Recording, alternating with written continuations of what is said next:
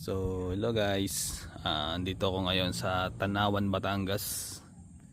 So ito yung papakita ko sa inyong property oh. So dito medyo may view. Yan, dito. Di lang ganong kita sa video eh. Tapos ito yung property na ayan, Calamansi. Tapos Barangay Road siya oh. Siguro binaybay namin yung daan mula dun sa may exit ng expressway, mga 10 to 15 minutes mula sa exit ng expressway ng Tanawan.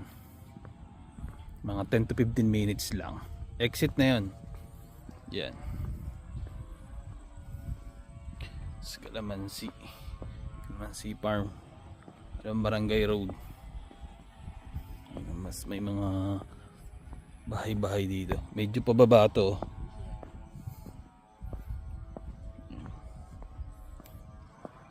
Pero banayad siya. Mas may view dito ng bundok, yun oh.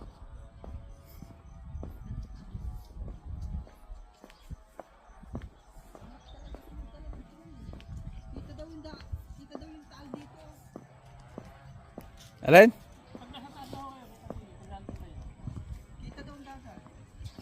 Yung lake? Ano sukat ito? 2.1. Title to? Title.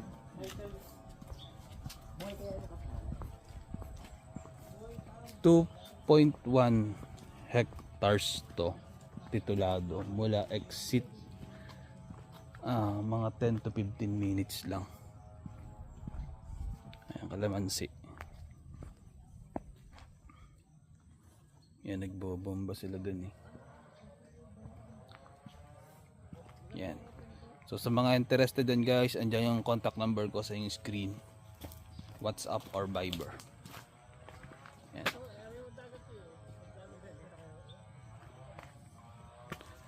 Yung presyo nasa screen nyo na din. So mula Metro Manila, napakalapit lang na ito.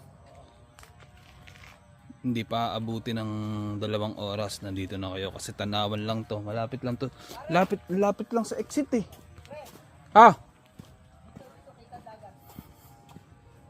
Kita dagat dyan.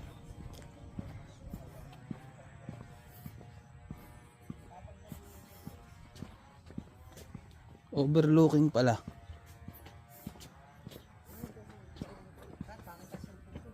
Overlooking dyan. Dagat oh. Oh, ano? Ang putya, ganda pala dito.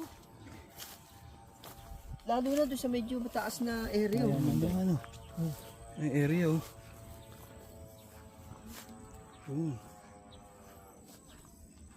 Calamansi siya, ano?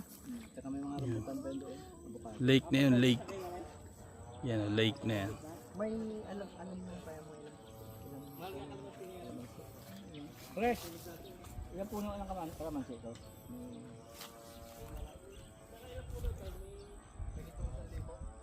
Calamansi.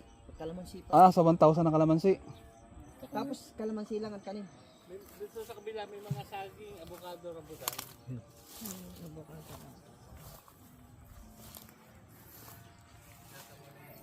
Diretso kay ano, kay Jetsi.